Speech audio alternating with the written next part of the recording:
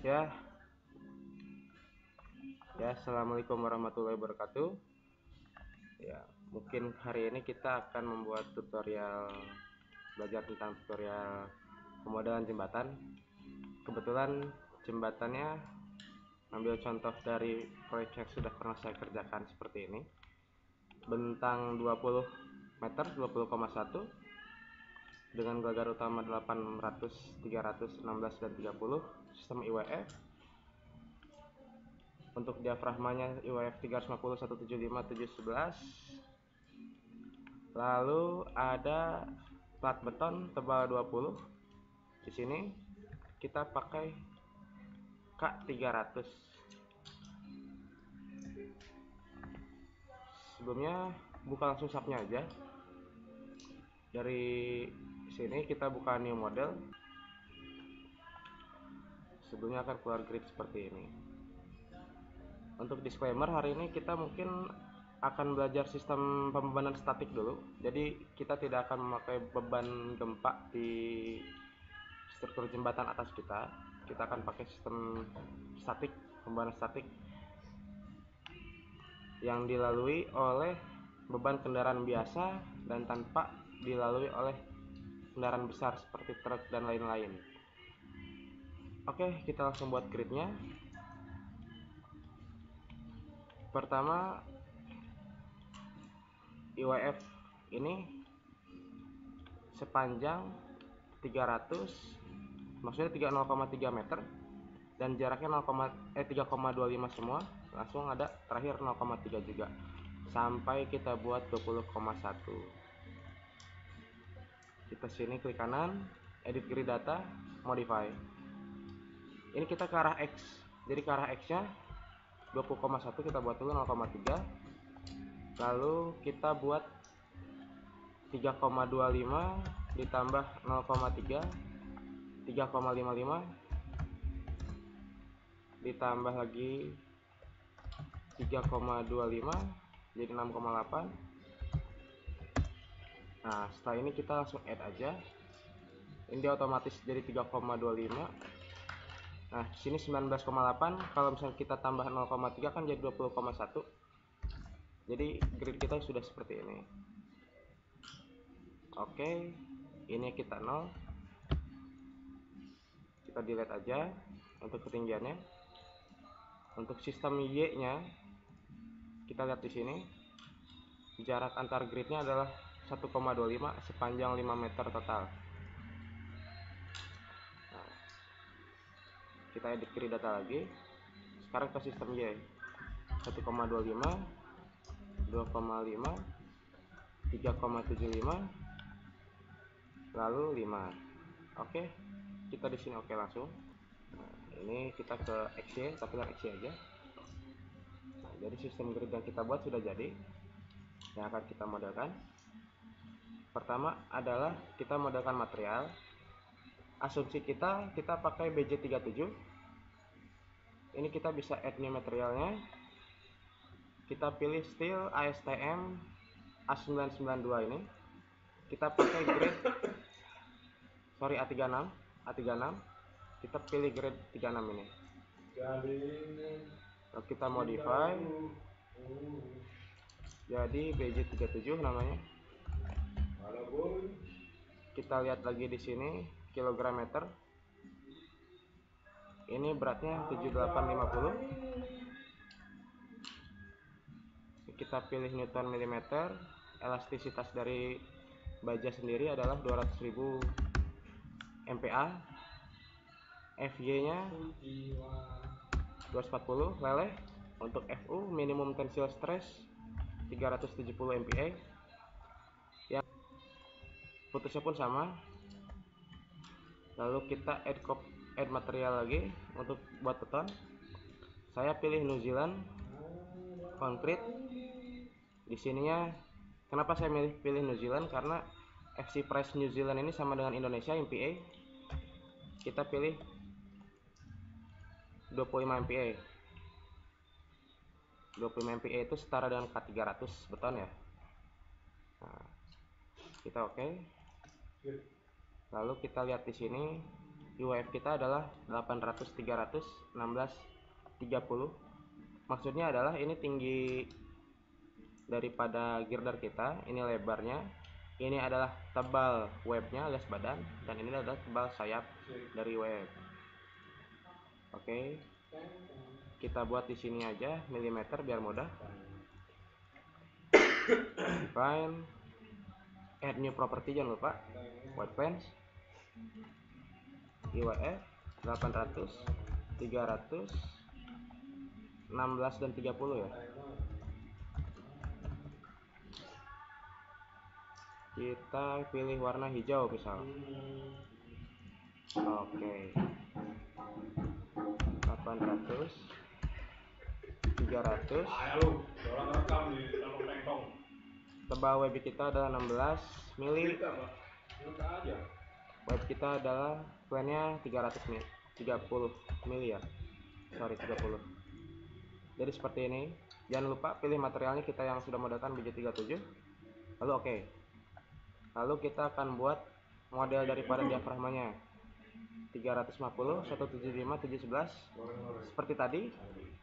Add new property, UEF 350 175 711.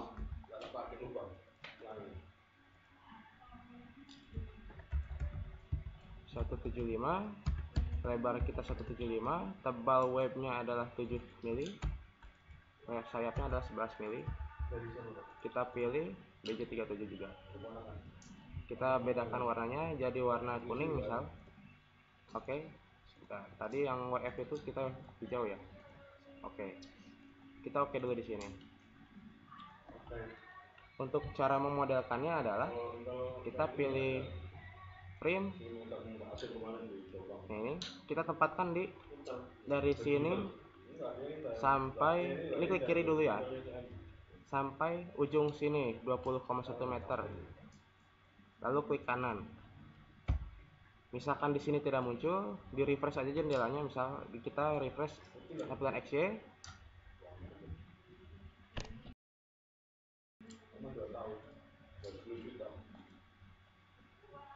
Lalu misalkan untuk ininya kita lihat lagi untuk warnanya, apply. Oke. Jadi untuk warna tiap section pasti berbeda, bukan cuma kuning. Karena kuning ini warna default daripada si SAP.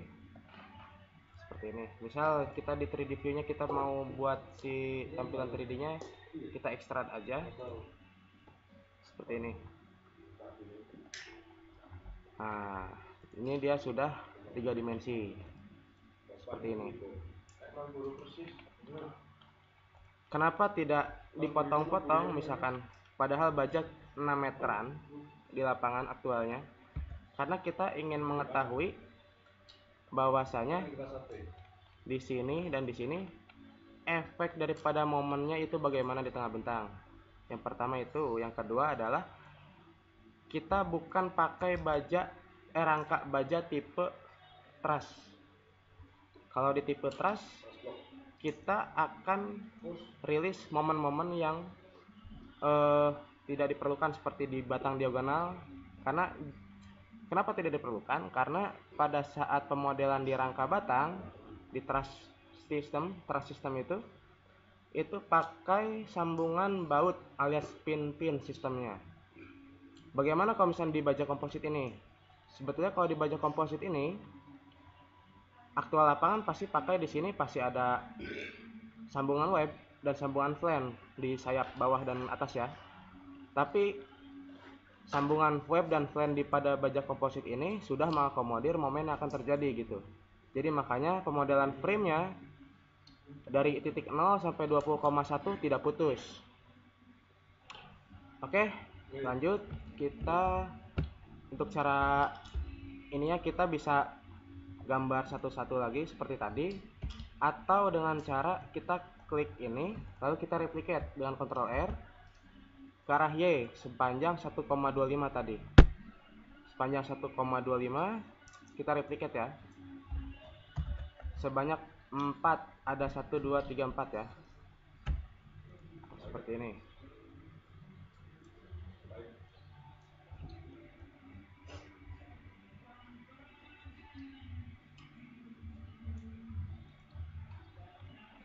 sorry, ininya belum, kita masih milimeter.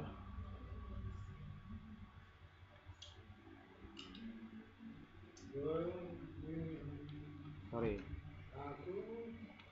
ini kita masih milimeter.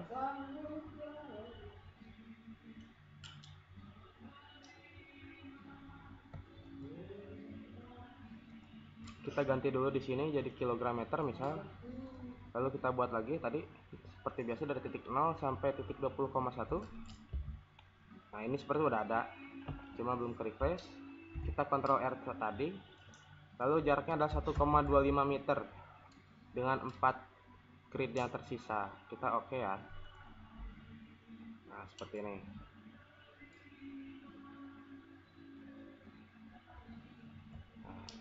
Ini sudah tergambar.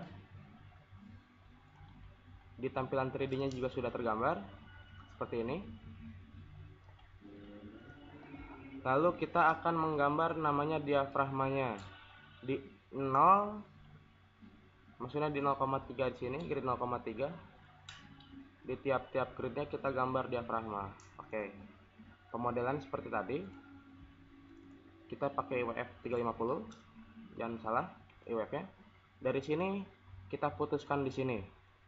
Di sini, di sini, dan di sini. Lalu klik kanan sudahnya. Kenapa putus-putus? Untuk diafragmanya. Nah, diafragma di sini harus putus frame-nya. Karena sistem diafragma ini adalah sistem struktur sekunder, bukan struktur primernya. Seperti kalau di gedung balok anaknya, kalau di sistem struktur jembatan, balok diafragma ini adalah sistem balok anak alias balok sekundernya. Sebagai pengaku, bekerja sebagai pengaku dan bukan struktur utama.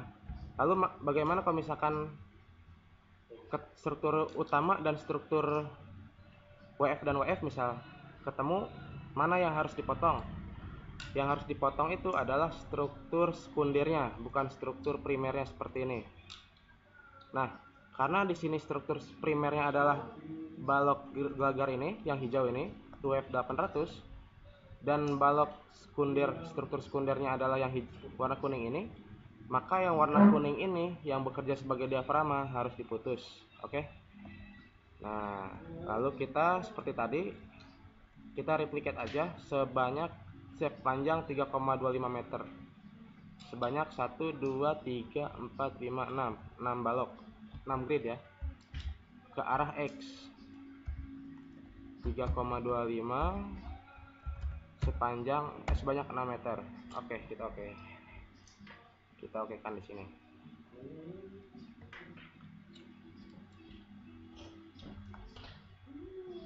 Kita okekan.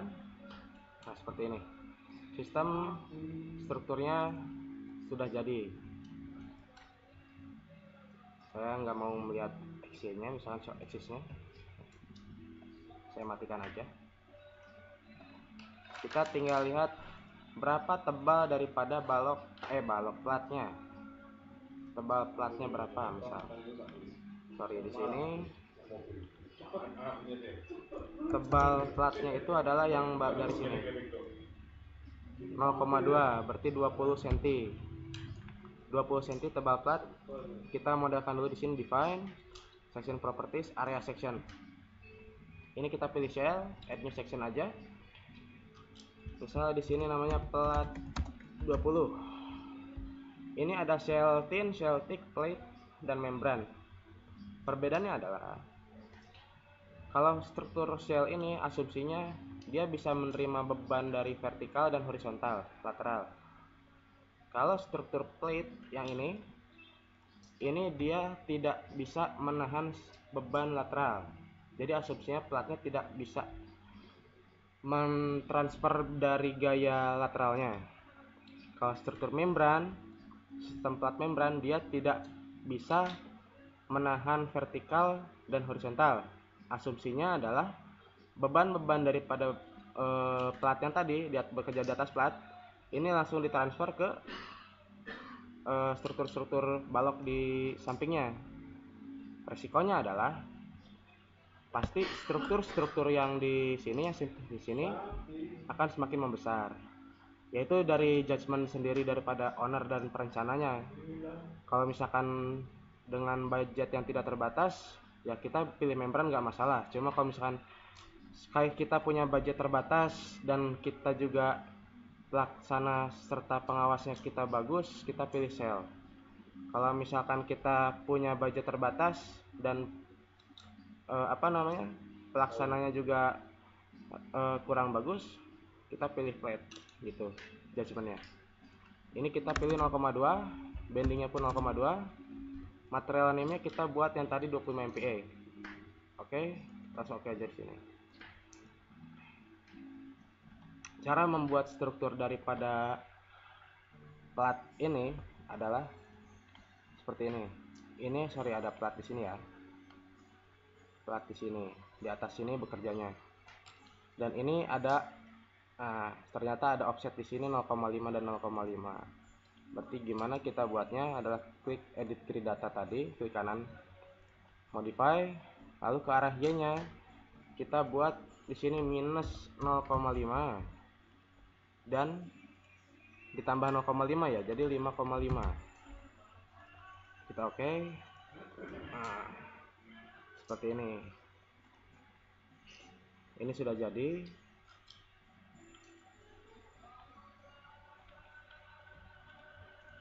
Sorry, kok cuma satu ya? Di sininya adalah 5,5. Tadi belum. Oke, kita oke kan? 0,5 di sini ditujukan untuk pedestrian alias pejalan kaki. Di sini trotoar, nanti kita modelkan juga. Cara memodelkannya adalah lalu ke sini ya.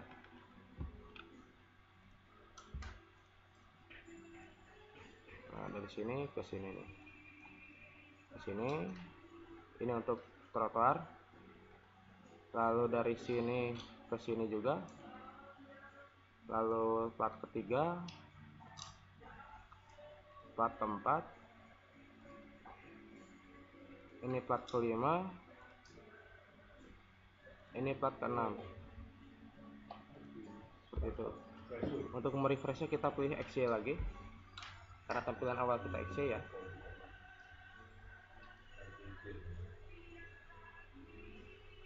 Nah, ini sudah tergambar. Kita pilih fill objeknya.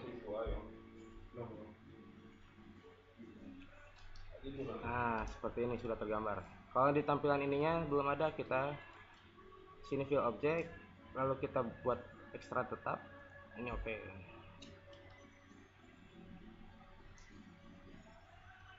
Sorry, Pak, rokok.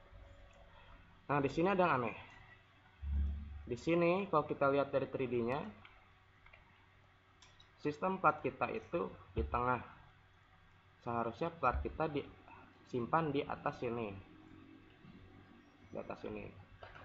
Ini jelas suatu kerugian bagi kita karena kekakuannya pasti beda. Kekakuan daripada strukturnya. Lalu yang harus kita lakukan adalah membuat satu link atau konektor atau penghubung yang tidak memiliki massa, tidak memiliki berat, dan juga tidak memiliki inersia. Tapi dia bisa mengikuti struktur plat ini, pergerakannya, rotasionalnya ke semua arah ya tentunya ya. Jika plat ini bergerak ke bawah, otomatis ini juga akan mempengaruhi ini nantinya gitu maksudnya. Bagaimana cara buat linknya? Adalah kita define dulu section properties, link support ini. Oke, kita buat namanya misalkan konektor. Kita massanya dan beratnya juga 0, kita rotasinya 0, tapi kita ini fix all.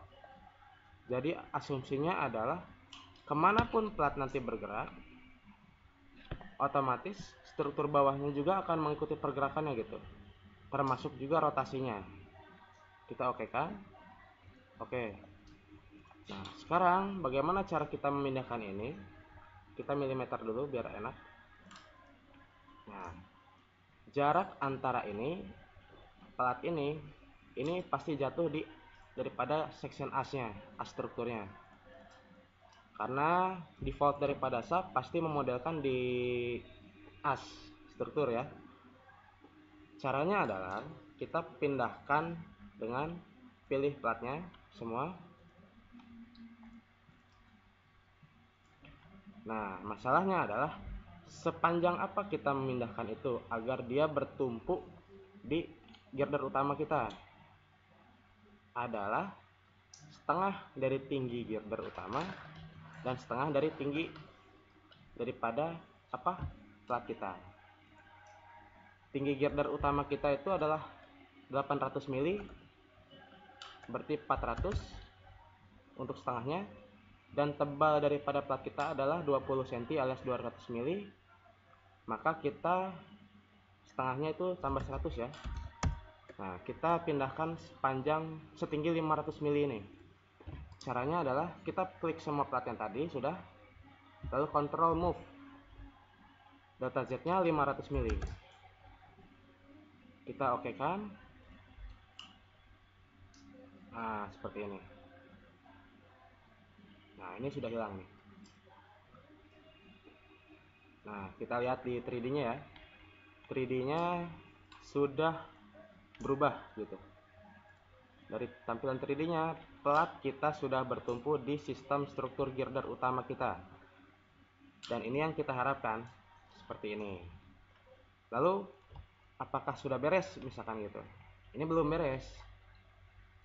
Ini belum beres.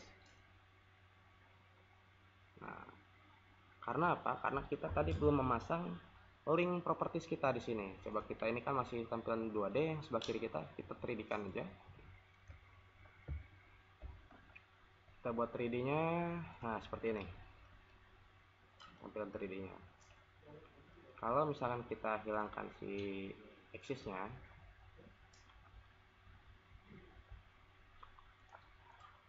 antara struktur utama kita dan plat kita ini ada melayang. Kalau di struktur ini langsung dianalisis, itu tidak akan terjadi hubungan. Nanti hasilnya plat ini akan melayang-layang gitu. Maka kita harus buat yang tadi konektor yang sudah kita modelkan ya. Kita pilih draw to join link. Nah, kita pilih di sini.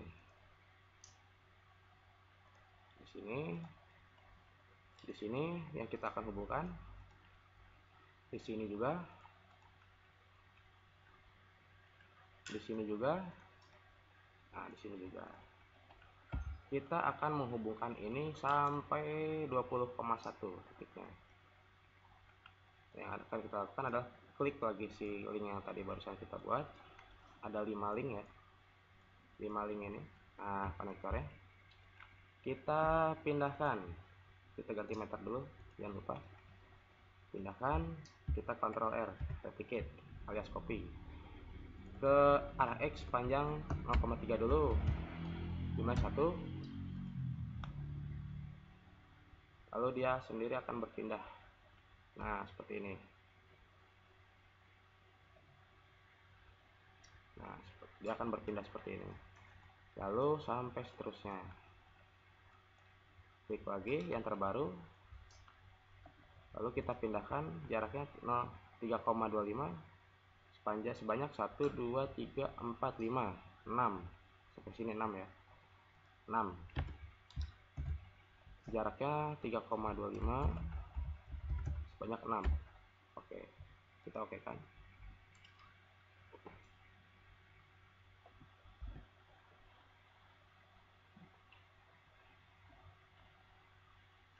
Nah, kita lihat lagi sampai ujung.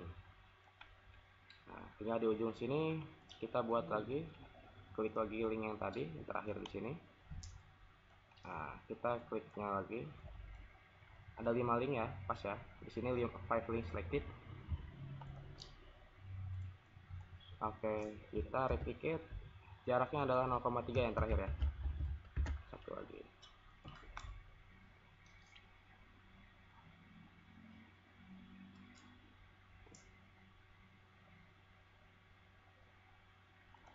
Lalu terakhir untuk pemodelannya kita buat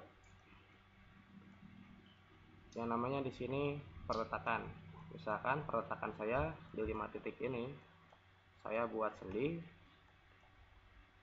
assign, join, restraint-nya kita buat sendi. Ini sudah sendi. Perletakan kita simpan di ujung girder utama kita ya. Jadi bukan di link sini.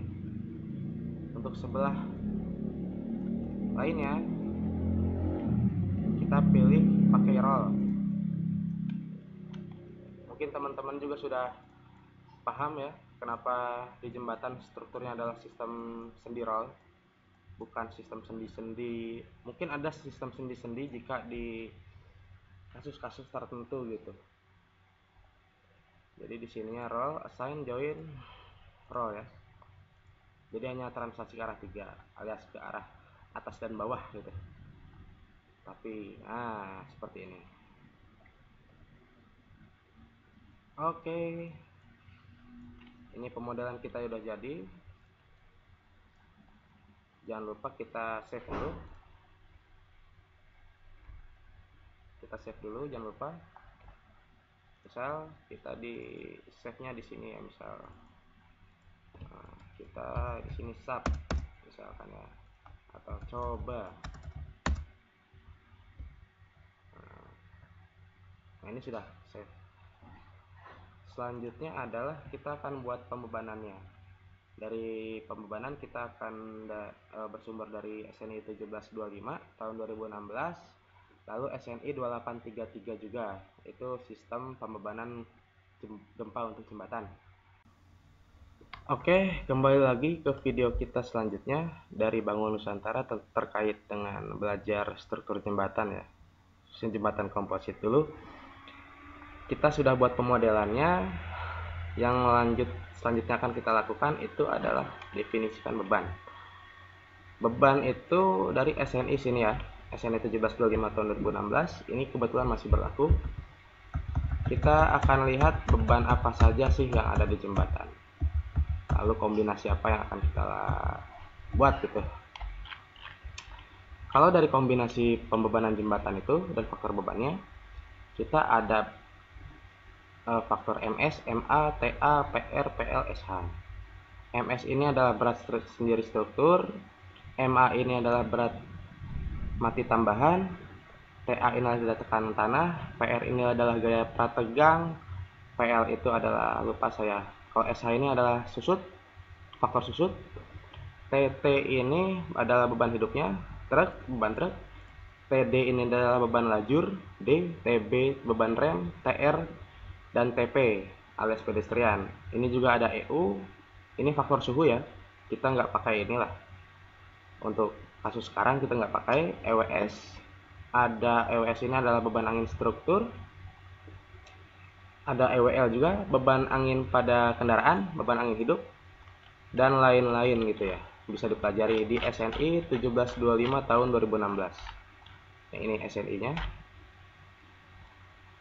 SNI ini 1725 tahun 2016 tadi. Oke, kita akan define semua itu ya. Langkah pertama yang harus kita lakukan adalah klik define ini, load pattern. Kita buat di sini MS misal. Lalu kita modify dulu. MS itu adalah beban mati. Beban mati itu kita tidak usah hitung di sub karena sudah set weight multiplier 1. Kecuali MA itu kita hitung beban mati tambahannya. Ini oke. Lalu kita ke load cases dulu, kita lihat ya. Kita pilih date-nya ini. Kita modify. Di sini sudah MS. Nah, supaya nggak ada kebingungan yang berlebih, kita namakin juga ini MS. Lalu skala faktor saya pakai 1,1. Kita modify. Nah, kenapa saya pakai 1,1 skala faktor untuk beban mati? Saya berasumsi adalah ada penambahan beban 10% dari sambungan. Jadi berat sambungan yang akan dipakai di jembatan saya itu adalah 10% daripada berat struktur sendiri gitu. Maka saya tambahkan 1,1 faktornya. Lalu kita akan buat lagi load patternnya MA. dengan tipenya itu adalah more spread ya, spread. Nah, lalu ada TT di sini. TT kita tidak menggunakan karena asumsinya jembatan kita hanya dilalui mobil-mobil kecil biasa dan tidak untuk kendaraan-kendaraan berat ya. Lalu kita langsung aja TD di sini. TD itu adalah beban hidup, beban lajur D. Maka kita pilih lift, add new load patternnya sudah. Lalu kita ke TB, kita nggak usah dulu, beban rem, TR juga nggak dipakai dulu. Ke TP itu adalah beban pedestrian alias beban di trotoar kita lift juga. Lalu ada, kita nggak pakai beban faktor untuk suhu, IWS ini yang kita pakai, yaitu beban angin struktur gitu ya. Beban angin kendaraan kita yang tidak pakai karena kendaraan kita asumsinya kecil-kecil ya. EWS aja gitu. EWS misal di sini kita pilih win ya. Nah, win. Tapi di sini ya kita non karena nanti kita yang akan memodify itu sendiri. Jangan lupa add null pattern. Oke. Nah, sekarang pembebanannya kita bebannya sudah didefinisikan gitu kan. Untuk selanjutnya adalah kita harus pilih kombinasi yang akan digunakan gitu. Nah, untuk kombinasinya di sini ada penjelasannya. Kebetulan saya memakai kuat 1, kombinasi pembebanan yang perhitungan gaya-gaya yang timbul ini. Lalu saya pilih juga faktor pada saat dia layan gitu kan. Layan 1 ini dengan asumsi ada kecepatan angin. Lalu layan 2 untuk mencegah terjadinya pelelehan pada struktur baja dan slip pada sambungan gitu. Karena saya tidak ingin baja saya leleh terlebih dahulu. Mungkin teman-teman di sini udah pada ngerti sendiri leleh itu apa pada baja ya. Jadi leleh itu kondisi di mana baja kehilangan semua kekuatannya langsung gitu. Langsung dan dengan cepat gitu, dan terjadi dengan tiba-tiba. Jadi nggak ada perlawanan lagi, langsung putus gitu sampai leleh namanya. Oke. Nah, di sini kita pilih nih kuat 1 ini tabelnya, layan 1 ini, layan 2 ini. Oke ya. Untuk faktor MSMA di kuat 1 ini ada gamma D. Gamma D ini kita lihat lagi dapat berupa gamma ini tergantung beban yang ditinjau. Kita lihat di sini. Nah, ini ada berat sendiri MS di pasal 7.2 halaman 13, ada faktornya. Faktor MS sendiri untuk batas ultimate alias batas kuat kita untuk baja ya. Baja ini 1,1. Dan untuk berat mati tambahannya MA-nya. Nah, kita ambil di yang ini, yang umum aja ya. Yang terawasi nih. Karena mungkin pada saat aktual di lapangannya ada konsultan pengawasnya. Jadi kita ambil batas ultimate-nya yang biasa aja yang 1,4 ini. Lalu untuk bajanya yang 1,1 ini. Oke, berarti MS-nya 1,1, MA-nya 1,4. Define, dot combination, add new combo. Kita bikin kuat 1. MS-nya tadi 1,1. 1 titik ya. Tergantung teman-teman di sini pakai titik atau koma gitu untuk definisian komanya. MA-nya 1,4 yang tadi, add. Oke. Lalu kita kembali ke tabel yang tadi. TT, TD dan TP-nya kita pakai 1,8. Jadi 1,8 kita kan tadi cuma TD dan TP ya. 1,8 TD PP pedestrian. Lalu kita ke IWS. IWS-nya di sini kosong. Kita tidak pakai. Ya. Nah, ini nanti kita nggak pakai dulu nih. Oke, termasuk juga gempa karena di sini kasusnya saya buat statik dulu. Untuk kasus gempa mungkin di video selanjutnya. Kita oke aja dulu nih. Kuat 1. Lalu kita bikin tadi layan 1 ya yang kita pakai. layan satu itu yang di sini, daya layan satu. Jadi faktor untuk ms, ma dan lain-lain ini adalah satu semua. ms 1, ma nya 1 gitu kan. tt, td, tb, tp nya di sini layan satunya satu juga. Kita td 1, tp nya 1. Lalu kita lihat lagi daya layan satu ini ada faktor EWS alias beban angin pada struktur 0,3. Jadi 0,3 US. Nah ini. Oke. Lalu add new combo. Kita layan 2 supaya baja kita tidak slip dan tidak mengalami luluh duluan ya. Baja 2 itu faktornya adalah 1 semua. Untuk beban hidupnya ada 1,3 ya. Berarti beban matinya 1. MA tadi beban hidupnya adalah 1,3. TD, TP juga 1,3 di sini. Nah ini. Tapi tidak ada beban angin di sini. Langsung ya. Kita oke dulu. Oke. Nah, bebanannya adalah kebetulan saya sudah buat apa namanya? Excel pembebanannya. Yang di sini pembebanannya kita buka ya. Nah, oke, kita sudah buat kebetulan. Nah, seperti ini. Beban MS kita adalah ini ya, yang tadi ya, yang kita sudah define otomatis pada model di sub. Yang kita modelkan itu adalah kalau kita lihat gambar, di sini ada railing. Di sini ada railing ya. Nah, pertama adalah railing dan aspal. Dari SNI sendiri itu mensyaratkan harus ada jaga-jaga overlay di kemudian hari gitu, pas tebal 5 cm berarti 50 mili ya.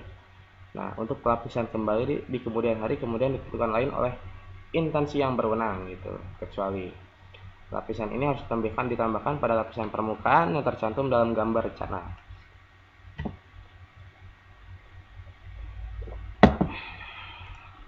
Berat aspal sendiri satu lapis itu kita buat 5 cm tadi, lalu overlay di kemudian harinya 5 cm juga, maka 50 kali 2 ya, 50 mili. Berat jenisnya 2,2 ton per meter kubik, maka kita hitung jadi bebannya segini. Sudah saya hitung 0,22 ton per meter persegi. Kita buat juga di sini ton meter gitu kan. Nah, ini. Lalu kita pilih tampilan atas XY.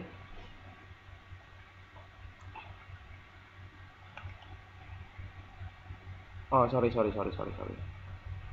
Kita 3D lagi aja. Nah, ini. Batas dari perkerasan kita itu adalah di sini. Dari 1,25 ini yang ada 4 ini. Ini adalah batas perkerasan kita. Yang 0,5 ini kita tidak kasih perkerasan. Kebetulan. Karena ini nanti untuk jalan orang ya dari gambarnya. Maka kita pilih 1, 2, 3, 4 area plat ini. Kita assign area load uniform cell ya. Kita pilih di sini MA. Nah, beratnya adalah 0,22 ton per meter persegi. 0,22. Ini directional udah gravity ya, alias dia ke pusat bumi gitu, ke bawah lah kita lebih mudahnya. Kita oke.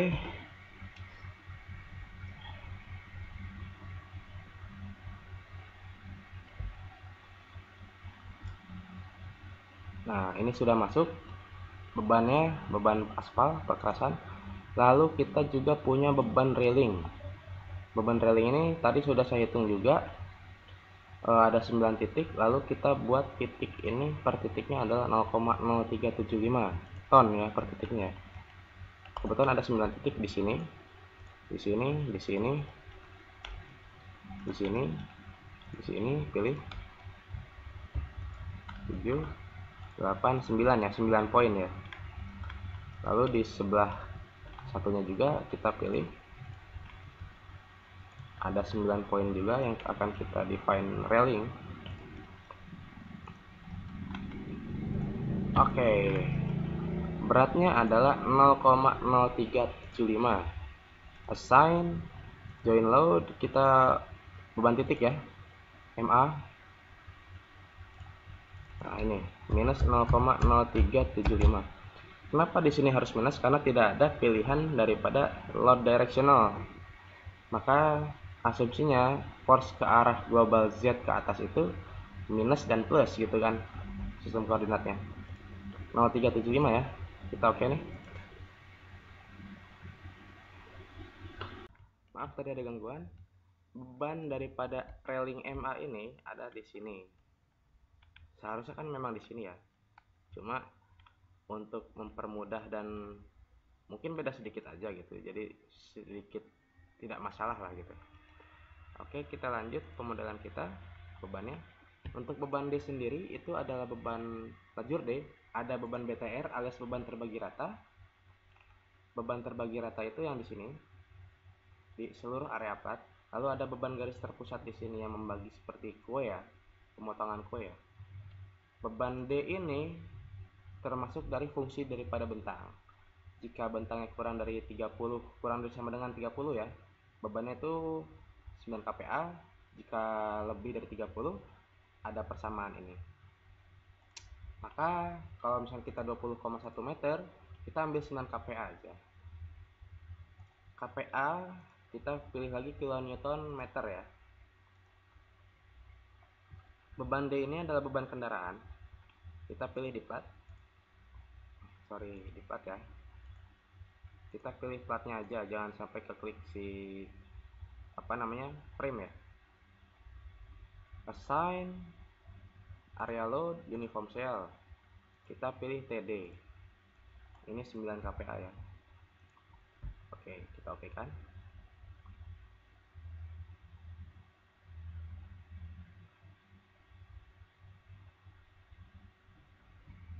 Nah, ini sudah define ya.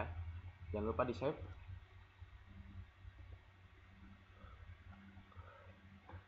Supaya model-model kita bisa disimpan gitu. Lalu ada beban BGT, beban garis terpusatnya. Beban garis terpusat ini intensitasnya aslinya adalah 49 kN per meter yang bekerja di tengah bentang. BGT ini nantinya akan memberikan pengaruh momen terbesar di tengah bentangnya seperti apa gitu loh. Seintensitas 49,0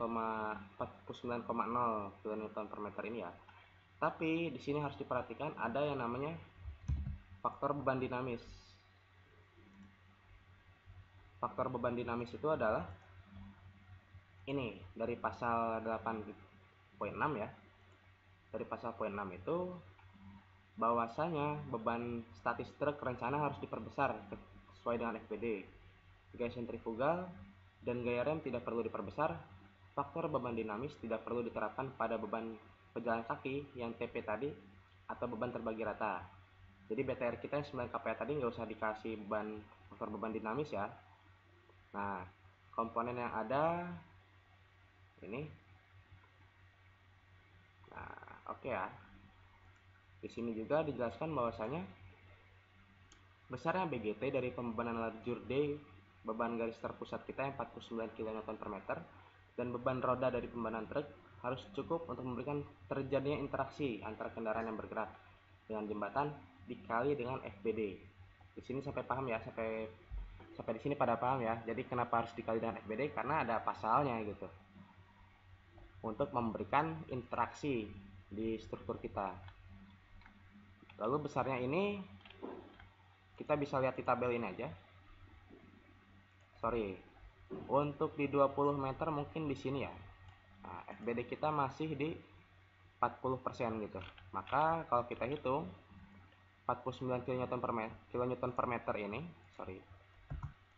dikalikan dengan FBD 1 ditambah 40% ya, jadi 1,4 gitu. Maka 68,6.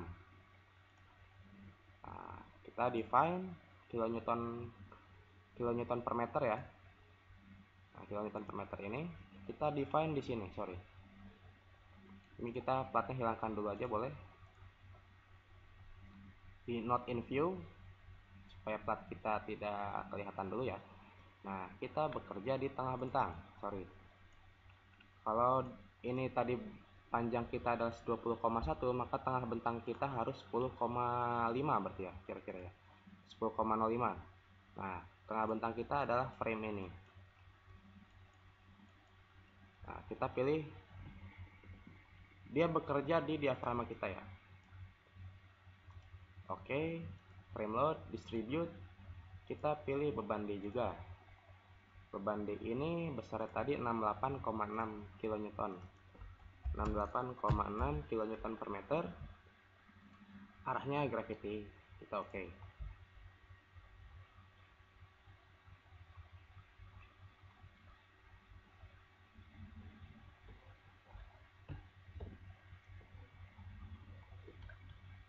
Nah, jadi seperti ini yang tadi saya maksud.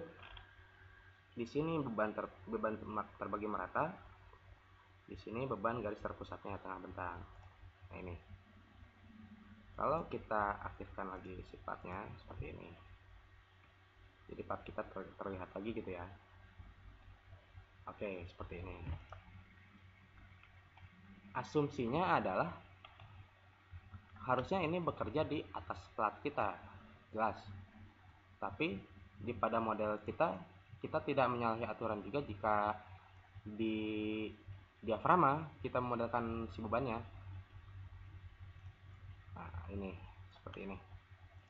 Oke, lanjut kita ke beban pejalan kaki trotoar. Intensitasnya adalah 5 kPa ini. Kita trotoar itu pilih yang di sini ya. Yang di sini dan di sini. Kita pilih assign beban merata ya. Nah, TP banyak 5 kPa. Oke.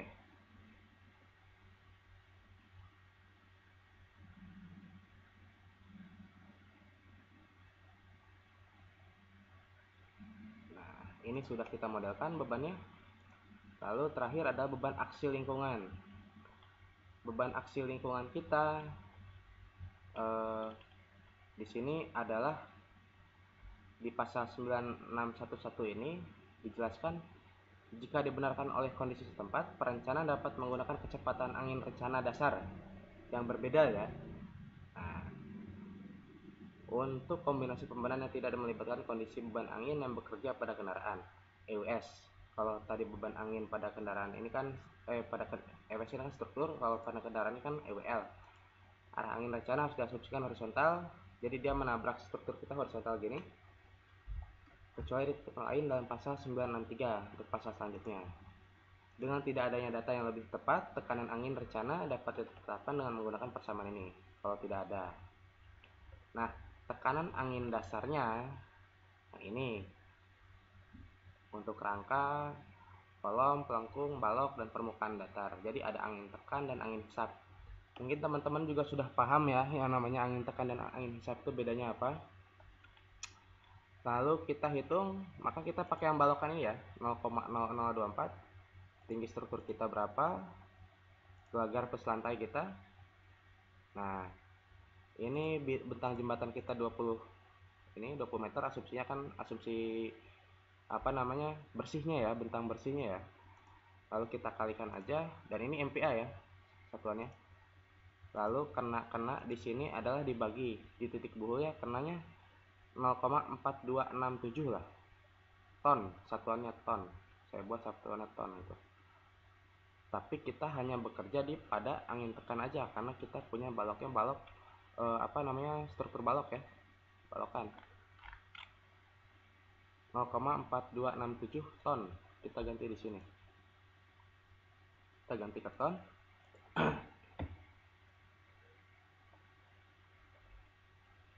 Kita ganti ke ton dulu. Oke, kita klik ini. Lalu kita ke sini. 1 2 3. Kita bawahnya ya, bukan di atasnya karena yang namanya IWS itu adalah beban angin pada struktur gelagar utama bekerjanya. Dibagi 9 poin. Nah, dibagi 9 poin ini. assign, join load, force.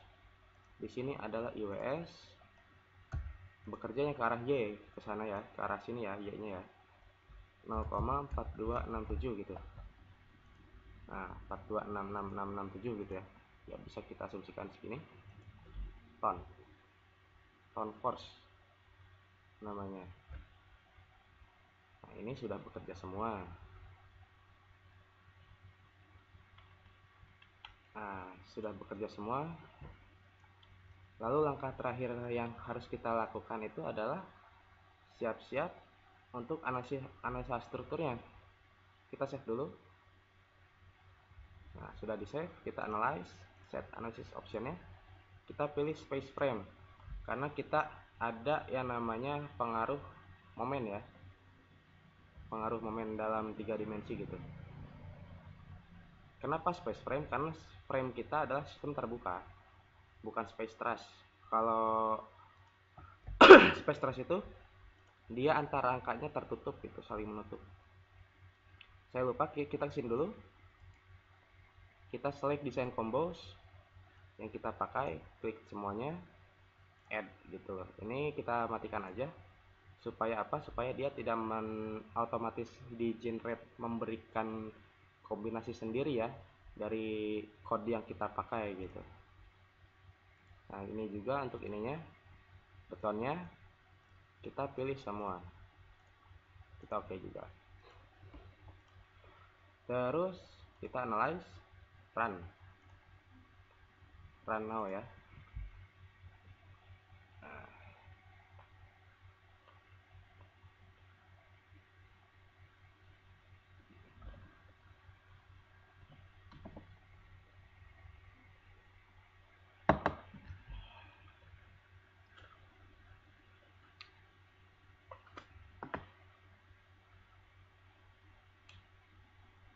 Nah, ini sudah terjadi deformasi struktur kita akibat beban MS ya, beban mati sendiri ya. Kalau kita lihat-lihat pasti ke bawah sih. Nah, lalu kita cek, langsung cek strukturnya aja, klik ini, klik langsung aja.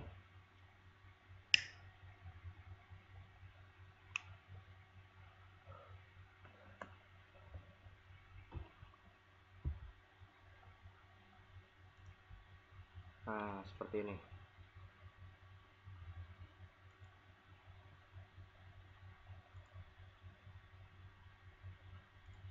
Kita verify analysis versus design sectionnya dulu. Ini sudah match ya, match for all steel frames. Lalu kita verify. Ini juga sudah memenuhi kapasitas, tapi saya selalu lupa. Ini kita ulang lagi. Ada langkah yang terlewat di sini. Langkah yang terlewat itu adalah meshing area. Penjelasannya, kenapa plat ini harus kita meshing alias dibagi menjadi lebih kecil, menjadi struktur yang plat yang kecil gitu, supaya distribusi bebannya merata ke seluruh plat gitu loh. Kalau misalnya kita gak meshing ini, iterasi kita akan kasar gitu, iterasinya akan kasar. Maka kita harus bagi itu. Semakin banyak dibagi jadi part-part yang lebih kecil, hasilnya akan semakin bagus. Tetapi resikonya adalah mungkin akan over design. Karena iterasinya dia semakin mengecil gitu, dibagi part-partnya, otomatis bebannya semakin merata dan jadinya bebannya over gitu. Seharusnya yang kita lakukan adalah membagi plat-plat ini menjadi ukuran yang hampir sama rata dengan persegi lah. Misalkan contoh persegi 1/1 misalkan persegi 1/1 gitu ya, persegi 1/1 gini. Nah, ini lebih bagus nih, ini lebih bagus nih. Misalkan di sini 1/1 ya, lebih bagus iterasinya. Usahakan sama gitu dimensi kotakannya. Tapi untuk kasus ini misalkan saya nggak perlu iterasi yang cukup rumit, maksudnya terlalu kecil juga, terlalu banyak juga, karena beban kita sudah besar ya, lumayan ya. Untuk beban kendaraan itu beda dengan beban gedung gitu. Nah, caranya adalah kita pilih assign ini, lalu kita assign namanya area. Ini ada yang namanya automatic area mesh. Nah, gitu loh. Kita pilih ini, misalkan kita pilih di sininya jadi 4 deh, sini jadi 1 tetap. Ini arah Y, ini arah X nya kita ya. Oke.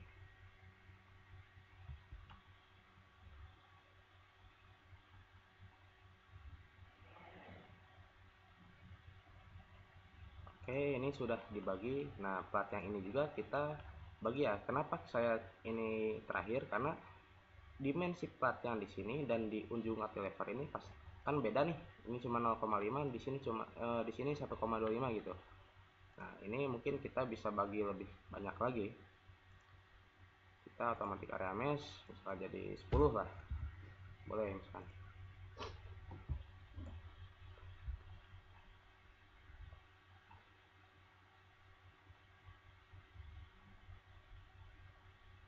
Nah, ini sudah kita bagi ya.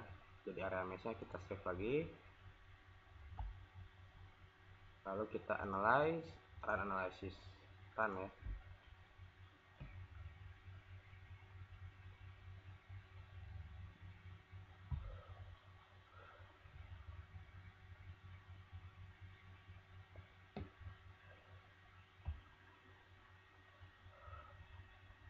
Nah, seperti ini. Lalu kita akan seperti tadi cek dulu kapasitas bajanya memenuhi syarat atau enggak gitu ya. Kita klik yang ini. Nah, klik aja langsung.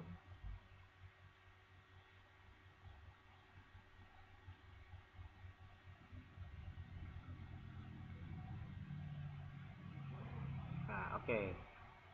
Sudah ada hasilnya keluar ya, rasionya, rasio baja kita. Lalu kita akan cek kapasitasnya. Kita klik ini lalu verify all member pass. Nah, ini sudah baja kita memenuhi kapasitas ya. Jadi syaratnya baja kita aman gitu. Tapi kita lihat perbedaannya. Di sini tadi biru kalau nggak salah, tapi sekarang di sini jadi orange. Orange ini di rasio sini. Orange ini artinya dia mendekati runtuh tapi aman gitu terhadap kombinasi beban yang terjadi. Artinya apa? Artinya di sini baja ini sudah irit gitu loh. Nah, fungsi dari meshing tadi kita bisa lihat di sini. Display misalkan show-nya di shell ya. Platnya kita mau momen maksimal dari kuat 1 lah misal. Dari kuat satunya kita lihat pembagian distribusi momennya ya. Nah, distribusi momen ini, nah karena tadi kita bagi-bagi nih. Nah, ini kan sudah kelihatan. Jadi terdistribusinya semakin bagus iterasi. Kenapa? Karena SAP ini adalah software yang memakai finite element gitu. Finite element itu kan metode elemen hingga yang membagi struktur ini jadi finite kecil-kecil gitu loh. Jadi iterasinya semakin kecil gitu semakin bagus. Cuma kalau misalnya kebanyakan juga iterasinya nanti over desainnya. Seperti itu. Ini maksud saya. Lalu misalkan kita lihat di sini display deform shape akibat apa ya? Akibat misalkan MS dulu deh gitu. Kita mau lihat dulu. Saya hide dulu ini ya. Nah, kita oke. Deform shape-nya akibat MS tadi berapa mili sih gitu. Deformasi alias lendutan yang terjadinya gitu. Nah, ini juga kita deform shape ya. Nah, MS.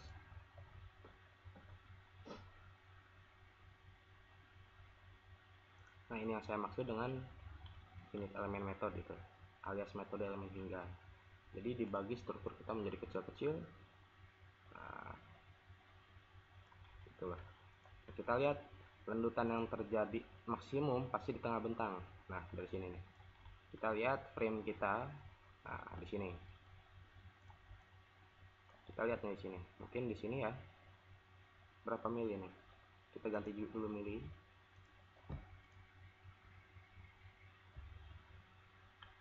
Kita lihat tinjaunya di tengah bentang langsung aja ya mungkin ya. Karena tadi juga jelas kelihatan dari pergerakan frame-nya. Deformasi maksimum itu di tengah bentang gitu. Nah, ini berapa nih? kita lihat U3 nya itu 20,34 mili ya. Nah, permasalahannya sekarang adalah di sini evaluasinya dari batas layan ya. Jika di dalam suatu kontrak pekerjaan TL alias tender itu disebutkan bahwasanya harus dilakukan evaluasi selama masa pembangunan atau masa konstruksi, maka harus digunakan keadaan batas daya layan kombinasi 1 alias layan 1 untuk menghitung landutan yang terjadi, kecuali ada ketentuan khusus yang merubah ketentuan. Nah, jadi kalau misalkan ada di dokumen kontrak proyeknya harus evaluasi landutan selama masa konstruksi, ya kita harus lihat tinjau terhadap kombinasi layan 1. Atau untuk beban evaluasi landutannya, jika pemilik pekerjaan menginginkan agar jembatan memenuhi kriteria landut akibat beban hidup, maka landutan harus diambil berdasarkan nilai yang terbesar dari landutan akibat satu truk atau landutan BTR, beban terbagi rata yang di plat tadi ya. Nah, misalkan kita ambil di layan 1. Di dokumen layan 1 ada dokumen disebutkan di layan 1 harus ditinjau landutannya, ya gak apa-apa, kita show tables, kita klik ini layan 1 aja, joinnya displacement ya. Oke, kita lihat landutan itu di arah 3 ya, atas bawah ya. Nah, 67 ini loh, 67 mili. Itu kalau misalkan di dokumennya disebutkan landutannya akibat masa konstruksi. Nah, cuma kalau misalkan dari sisi sisi struktur sendiri, kita cukup dilihat di beban matinya aja. Di display, ratio tables, akibat MS-nya berapa sih gitu, MS dan MA gitu. Maka kita harus tahu juga nih akibat MS dan MA. Kita define lagi ya. Kita define lagi kombinasinya.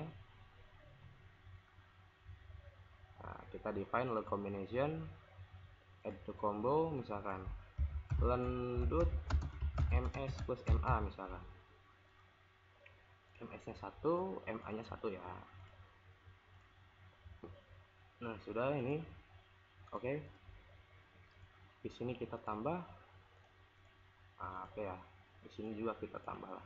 Nanti untuk sifatnya kita analyze lagi.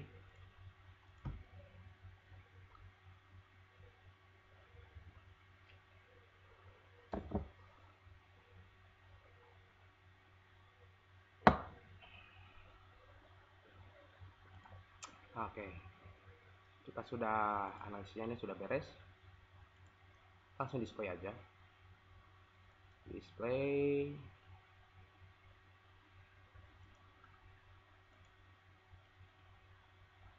Kita display show tables. Load casesnya kita landut MSMA ya tadi ya. Nah, ini sudah kita pilih nih MSMA. Oke. Nah, di sini kita lihat 29,296. Jadi kalau kita ini dulu, kita klik misalkan di sini 29,296 ini sebagai landutan yang terjadi akibat beban mati. Lalu syarat landut adalah L per 500, dengan L ini adalah bentang jembatan. Syarat landut adalah, nah, kita hitung di sini. Ini saya tutup aja, kita kotor ya, 20.000 mili ya, karena kan 20 meter dibagi 500, 40 mili, 40 mm. Di sini mm ya. Nah, maka 29,296 mm kurang dari 40 mm, ini landutan kita masih memenuhi syarat. Oke. Gitu. Kenapa? Mungkin dari teman-teman sendiri ada pertanyaan, Kok bisa beban mati memberikan landutan? Ya bisa, karena dalam struktur sendiri baja ini kalau kita diamkan aja pasti landut sendiri. Kita diamkan dalam waktu-waktu tertentu sampai berapa waktu gitu, X tahun misalkan atau X bulan, itu pasti landut sendiri. Karena dia asumsinya, kalau kita dulu belajar mekanika struktur ya, analisa struktur gitu, ini kan bekerja sebagai beban merata. Nah, makanya pasti landut gitu.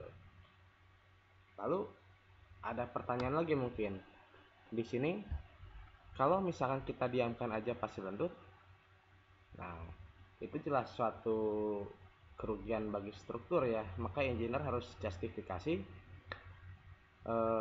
pada saat nanti bekerja beban hidup PD, TP dan lain-lain yang tadi, ini kan akan lebih lembut, ini sebetulnya akan lebih lembut.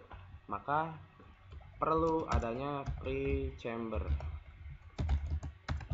alias lawan lendut alias anti lendut ya gitu ya, anti lendut. Nah sini contoh seperti tadi kita buat di sini dan di sini ya, 20 meter tadi ya. Ini kan landutan yang terjadi seperti ini. Nah ini tadi 29 mili ya, 29 mili. Nah, langkah yang harus kita lakukan adalah membuat anti landut tadi, namanya pre-chamber. Misalkan kita di sini, nah ya ini ya. Nah, pre-chamber itu adalah kita memasang baja ke atas gitu loh, seperti ini. Kita masang baja ke atas gini, nah sampai di tengah bentang.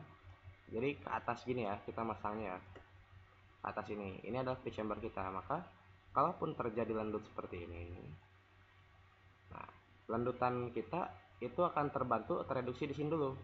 Contoh, kalau misalnya kita tinjau terhadap beban hidupnya ya tadi, nah di sini, di sini kita lihat terhadap beban D-nya, karena beban D itu adalah beban hidup yang memberikan beban yang sangat besar gitu daripada TP, maka kita tinjau D-nya ya. Nah 37071.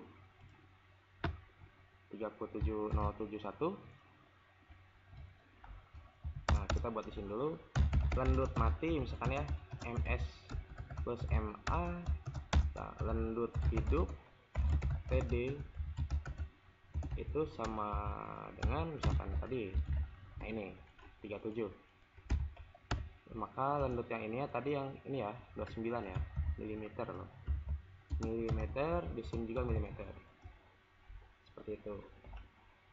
Maka pada saat ini kita pasang yang tadi 29 tadi, ini 29 nih, 29 mili, 29 mili. Kita pasang ke sini 29 mili, sebanyak 29 mili juga. Jadi emang posisi baja difabrikasi untuk rada ke atas gitu. Asumsinya adalah pada saat beban ini, beban TD bekerja, nah beban TD ini kan nantinya ini kan 29 nih, beban TD tadi 37, maka resultan dari 37 ini ke bawah 37 ini kan kurangin 29 nih, otomatis lendut yang terjadi hanya seperti ini, hanya 37 ini kurang 29.